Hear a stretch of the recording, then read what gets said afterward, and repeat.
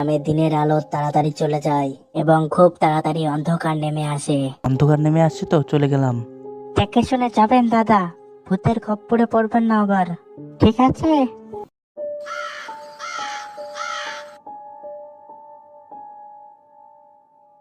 এই গভীর জঙ্গলে যে এত বড় বাড়ি পাবো ভাবতেও পারি নাই। এখন বাড়ির ভিতর গিয়ে দেখি কাউকে পাই নাকি। দেখে তো মনে হচ্ছে কোনো রাজার বাড়ি এটা। আজকে যদি এখানে কোনো রকম কাটাতে পারি তাহলে খুব ভালো হয়।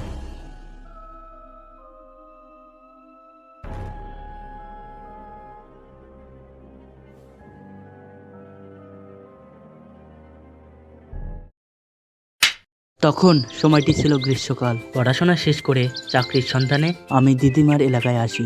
সকালবেলা করে হঠাৎ দিদিমা আমাকে ডাকলো। রাজীব, সোনা রাজীব, এখানে আয় তো। দিদিমার ডাক শুনে আমি ছুটে তার কাছে চলে যাই। কি হয়েছে দিদা, ডাকছো কেন?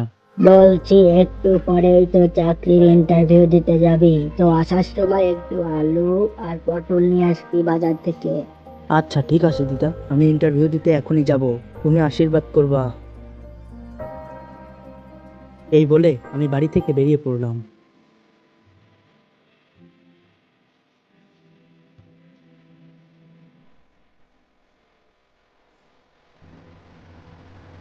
রাস্তায় বেরোতে না বেরোতেই দেখলাম একটি অটো এদিক দিয়ে যাচ্ছিল।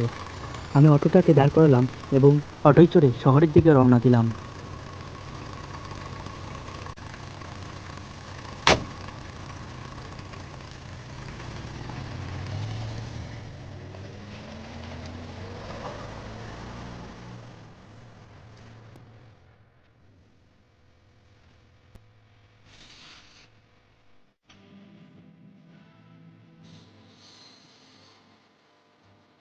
স্যার, আপনার কোম্পানিতে একটা ইন্টারভিউ নেওয়ার কথা ছিল।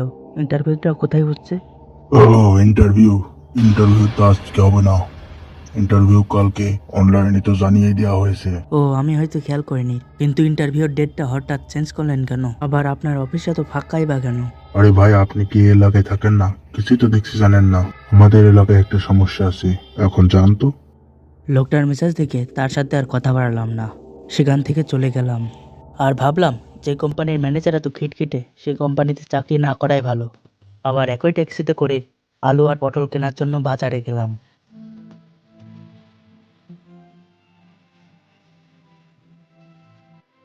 সেই অটোতে করে পৌঁছে গেলাম বাজারে। বাজারে গিয়ে আমি প্রচন্ড অবাক হলাম এবং সবজিওয়ালাকে জিজ্ঞাসা করলাম, দাদা, বাজারে কোনো লোকজন নেই কেন? শুধু বাজারে একা বসে আছেন আপনি, লোক না থাকার কারণ কি? আরে দাদা, আপনি কি এই গ্রামে নতুন নাকি? আমাদের গ্রামটি হলো অভিশপ্ত গ্রাম, আপনি জানেন না? এই গ্রামে দিনের আলো তাড়াতাড়ি চলে যায় এবং খুব তাড়াতাড়ি অন্ধকার নেমে আসে। এই তো এখনই অন্ধকার হয়ে যাচ্ছে। এ আবার কেমন গ্রাম? দিদার কাছে তো কখনো এরকম কথা শুনি নাই। আচ্ছা দাদা, তাহলে আপনার বেচা কিনা হয় কখন? আরে দাদা, আর বলবেন না, ওই সকালের দিকে একটু বেচা কেনা হয়, আর হয় না। তবে আপনি কোন গ্রাম থেকে বাজার করতে এসেছেন? আপনার বাড়ি বেশি দূরে হলে এখনই চলে যান। সন্ধ্যার পরে এই গ্রামে ভুতুরে কিছু কাণ্ড হয় তো। আচ্ছা দাদা, অন্ধকার নেমে আসছে তো চলে গেলাম। দেখে শুনে যাবেন দাদা, ভূতের খপ্পরে পড়বেন না আবার, ঠিক আছে?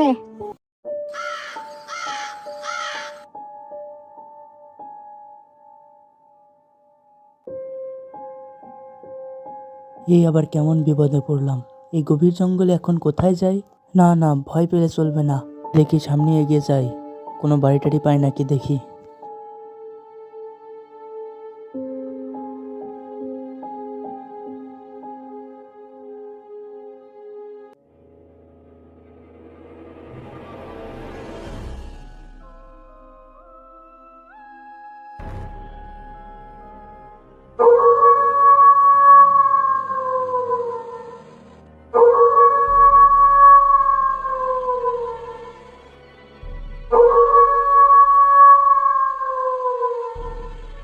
এই গভীর জঙ্গলে যে এত বড় বাড়ি পাবো ভাবতেও পারি নাই।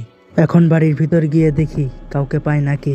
দেখে তো মনে হচ্ছে কোনো রাজার বাড়ি এটা। আজকে যদি এখানে কোনো রকম কাটাতে পারি তাহলে খুব ভালো হয়।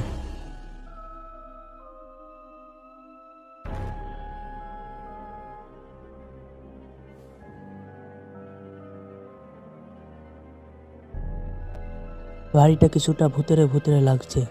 তবে এ বাড়িতেই কাটিয়ে নেবো আজকের মতো। আমি আশেপাশে সবকিছু তাকিয়ে দেখতে লাগলাম, কোথায় যাওয়া যায়। কাউকেই তো দেখছি না। কাউকে দেখতে না পেয়ে আমি সামনের দিকে আরেকটু এগিয়ে গেলাম।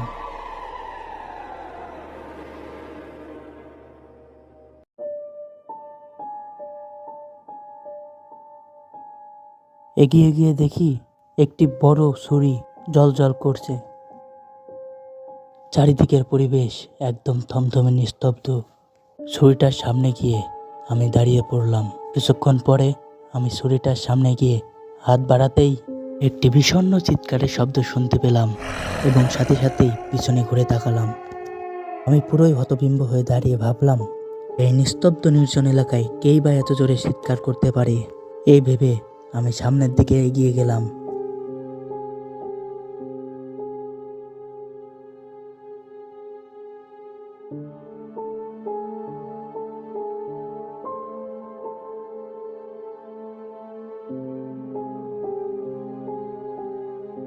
এ কি, কে ওখানে ওরকম ভাবে শুয়ে আছে? ওকে কি ডাকা উচিত হবে আমার? তুই কে? আমার অনুমতি ব্যতি রেখেই তুই আমার রাজ্যে কি করছিস? আপনি আমাকে চেনেন না, আমি অন্য গ্রাম থেকে এসেছি। মাঝপথে সন্ধ্যা হয়ে যাওয়ায় আপনার রাজ্যে আশ্রয় নিয়েছি। কিন্তু তুই আমার রাজ্যে থাকার সাহস পেলি কিভাবে? আমি তো তোকে কোনো অনুমতি দিই নাই। আমার রাজ্য থেকে এক্ষুনি চলে যা। এই অন্ধকারের ভিতর আমি কোথায় যাই? আমাকে কৃপা করে যদি আজকের মতো একটু থাকতে দিতেন, আমি কালকেই চলে যেতাম।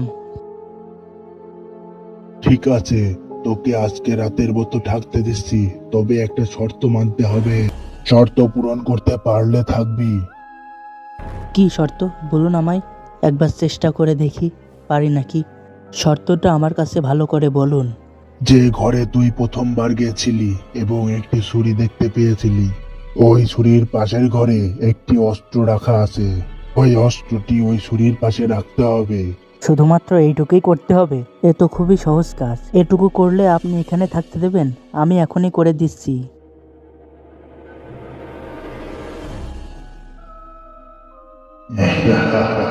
বোকা মানুষ, তুই মরবি। এই তো অস্ত্রটি এখানে রাখা আছে, দেখি এটি নিয়ে যাই।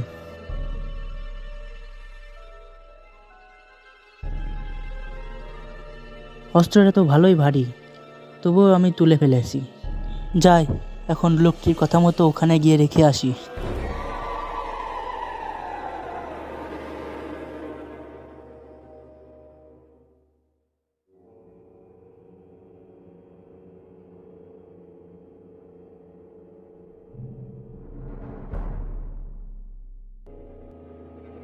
এই তো এখানে রেখে দিলাম, এবার আমার কাজ শেষ। এ কি, এ কি হচ্ছে? ওরে বাবা, এত বড় অসুর! আমার তো ভয় করছে। আপনি কি আর এভাবে হাসছেন কেন? আপনার হাসি দেখে আমার তো খুব ভয় লাগছে। মূর্খ মানুষ, আমি হলাম দত্তাসুর। তুই আমাকে মুক্ত করে খুবই ভুল করলি। আমি তো আপনাকে মুক্ত করেছি, এতে আপনারই তো লাভ। আমি আবার কি ভুল করলাম?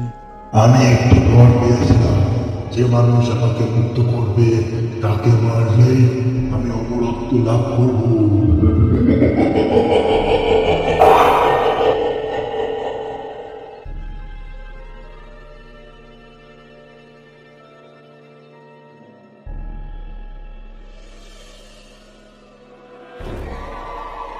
না,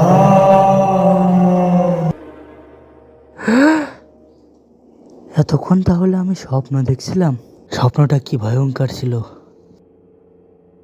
তো বন্ধুরা, কার্টুনটি ভালো লাগলে অবশ্যই লাইক এবং কমেন্ট করবেন এবং চ্যানেলে নতুন হয়ে থাকলে অবশ্যই সাবস্ক্রাইব করে রাখবেন, যাতে এরকমই নতুন নতুন কার্টুন আপনারা দেখতে পারেন।